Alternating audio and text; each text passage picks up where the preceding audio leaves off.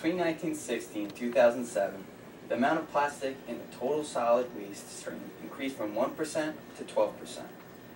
Plastics are affecting mankind and the environment in which you live in.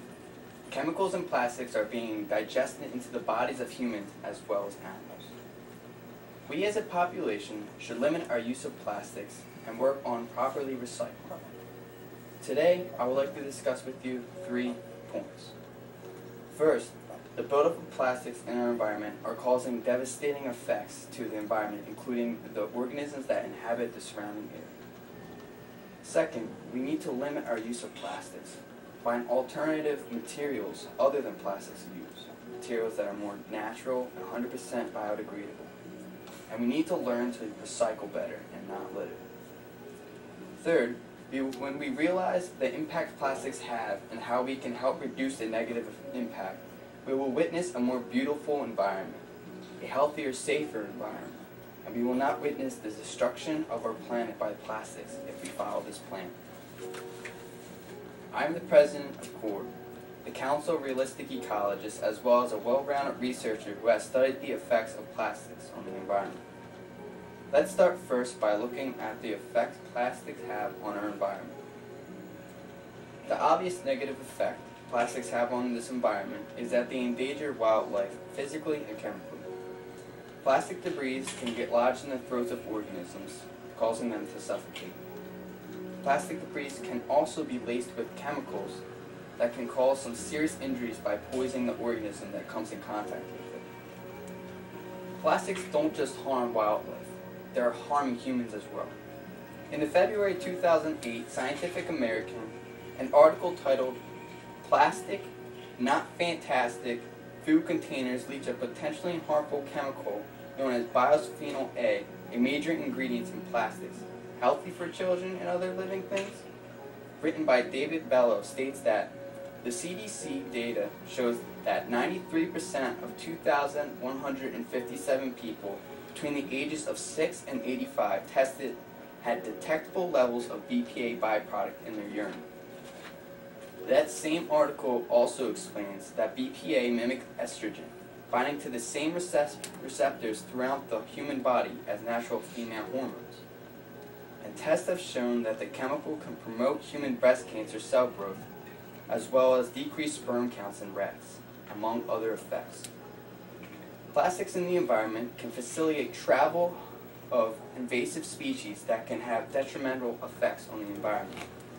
In a scholarly review written by Jose Derek titled "The Pollution of the Marine Environment by Plastic Debris," a review, Derek says that plastics floating at sea may acquire a fauna of various encrusting organisms such as bacteria, diatoms, algae, barnacles, hydroids, and tunicates.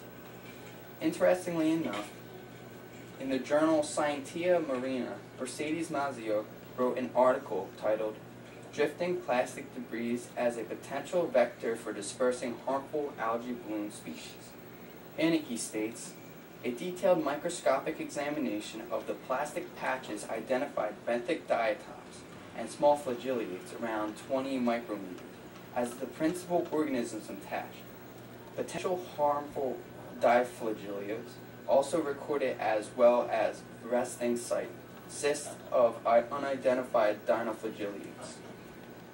For those of you that don't know, dinoflagellates cause the red tide, a fierce algal bloom that produces toxins harming the surrounding area.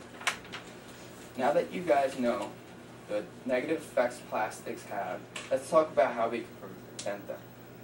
Given the rapid increase in plastic production, the longevity of plastic, and the disposable nature of plastic items, this contamination is likely to increase.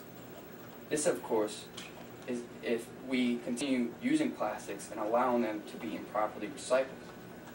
One possibility to migrate the problem is the development and use of biodegradable and photodegradable plastics. This would be the best solution to the increasing problem of plastics. However, there are other possibilities, and one of them is if we acknowledge their hazardous nature.